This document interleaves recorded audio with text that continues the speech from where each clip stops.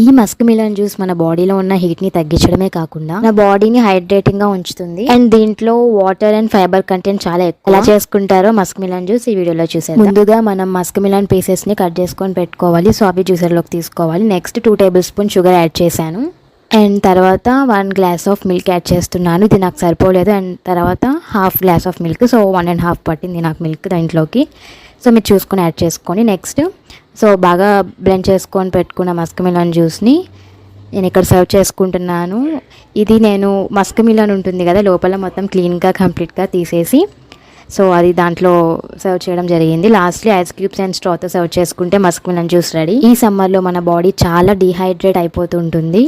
ఈ Musk melon juice అయితే చాలా హైడ్రేటింగ్గా ఉంచుతుంది మన బాడీని. సో కంపల్సరీగా తీసుకోవాల్సిన జ్యూస్ ఇది. వీడియో నచ్చితే తప్పకుండా లైక్ చేయండి, షేర్ చేయండి, కామెంట్ చేయండి అండ్ సబ్స్క్రైబ్ చేసుకోవడం మర్చిపోకండి.